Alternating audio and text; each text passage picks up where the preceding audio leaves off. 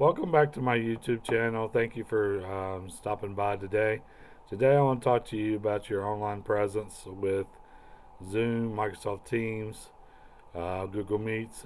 There's more platforms than that, obviously. But mainly I use Microsoft Teams. There's no real rhyme or reason why I do. I have several schools in the local general area that use it. And when you got 50, 60 kids, they already are familiar with Microsoft Teams, or if it was Zoom, I would go to Zoom as well. It makes it easier. They already got the account established. They've already used it in schools, some capacity, especially 2 years ago. And so it just makes life a lot easier. Me, on the other hand, I'm not an expert on any of them. Um, there's several features that I'm not familiar with that I would like to get more familiar with, but for the most part, Microsoft Teams does the job for me, and I do well with it. I'm fortunate that where I've got the three schools sort of trained as far as the students and what to expect. I send an informational email out a week before the class starts and show pictures to what screen looks like and things like that, to where as they're doing the account process and the sign up process, I send them invites and things of that nature. They're pretty much ready to go. But you have to allow yourself some flexibility.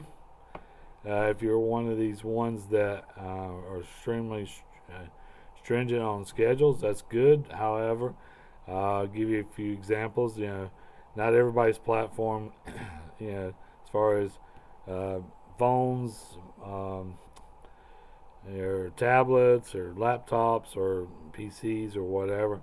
Not all of them are the same. Not all internet quality is the same. Not all internet signal is the same. You got weather involved sometimes, meaning like you can't get on because there's a power line down due to cable line down or something due to storm. A few months ago, they had one of my several of my students in a local little area um, had their cable cut, and the crew took most of my class to get them signed up. I mean, get them back on track and everything, and so that took a good majority of their class. And I didn't feel it necessary to punish those students for someone who cut the cable. So what I've done in the past is not only have an experience live, like I'm talking to you now. Um, I've also created a YouTube channel that you're on now of 20 or 30 videos to where I've recorded the whole course that they'll take. And granted, it's not the end all. It's not very precise, but it's something. And so that particular day, those students that had the cable cut, instead of punishing them, instead of me try to figure out when a good time is to have class, because I'd already created these videos 2 3 years ago, I was able to say watch day 2, day 3, day 4, whatever day it was, and that I put codes in them. And so some videos have codes at the beginning, some in the middle, some at the end, some I just don't have. So the student has to email me the codes and stuff like that, what video they're watching. This way I know that they participated in my class. All right, so that's just in case, but you do have to be flexibility. Some people, the I'd heard, through the platform I use, I mean the social media platform, um, that I don't have, people don't have great signals or great things for their phones. Maybe they just don't have a good signal. So you have to take in consideration that. Another thing, what I've done too at the beginning, I struggled with was my curriculum. I do PowerPoint where I can share the screen, which is no big deal. but videos I had on my hard drive. And what I would do is play, share the screen and play the video. And so I thought, okay, that's good. That way I don't have to do anything extra.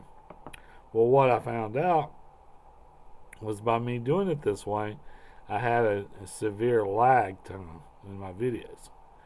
If they'd play at all, you could hear the volume, but the actual picture part wasn't there. So then I had to go back in into YouTube and find those videos, thinking that most of them would probably be out there on YouTube somewhere. And sure enough, most of them, about 85%, was. So I made a lesson plan, have a spreadsheet, and copied and pasted the actual links. So instead of having the student try to watch the video through my hard drive and watch the videos that way, I put it in what I call the chat box, the conversation box, the link, and I require the student to have access to YouTube.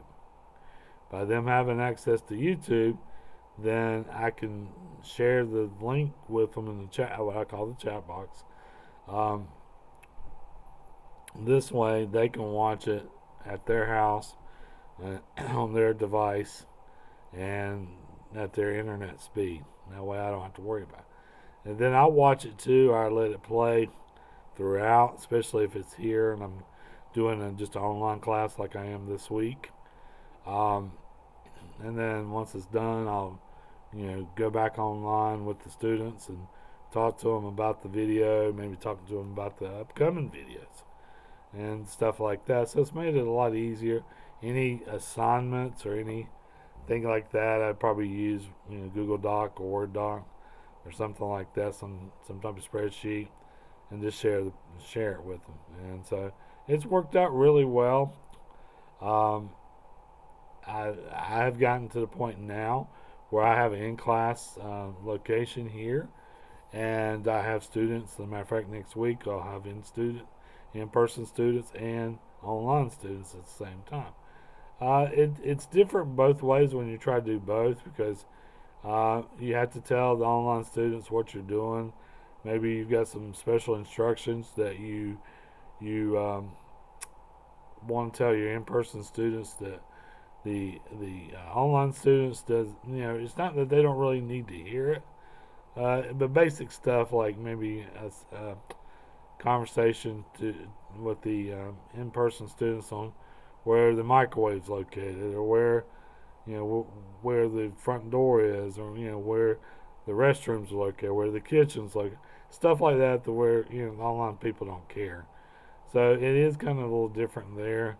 You don't have as much flexibility because you got to stay in front of your computer and things like that. So you lose a little personal touch.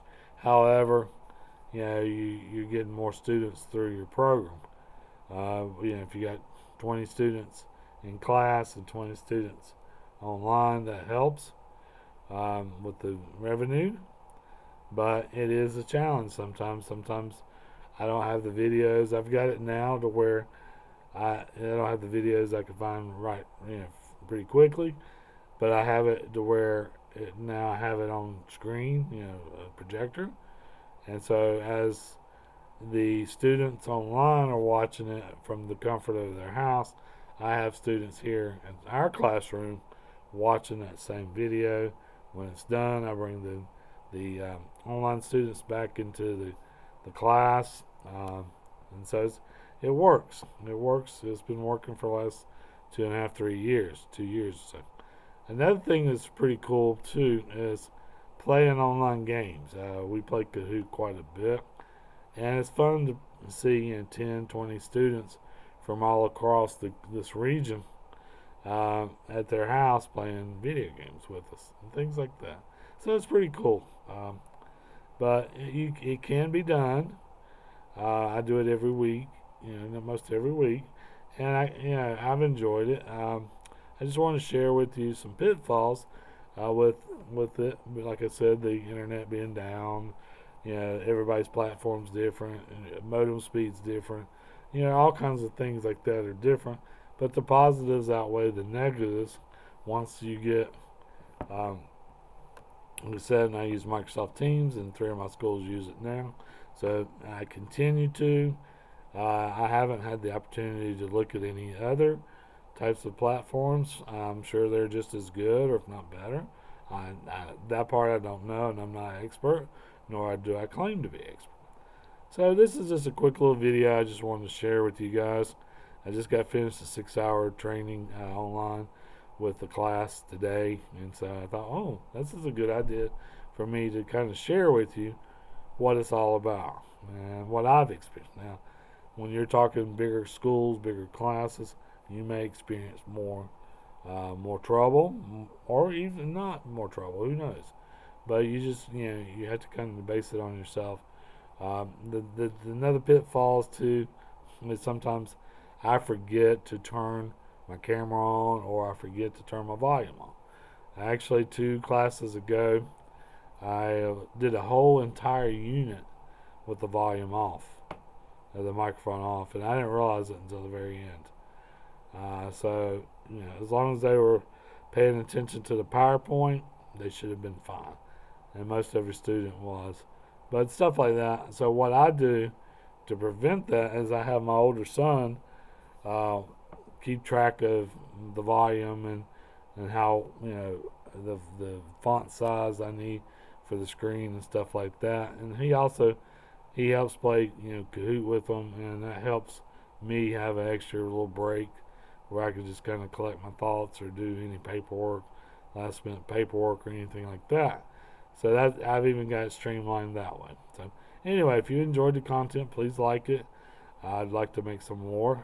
Just keep tuned to this channel, and we will see you later. Have a great day.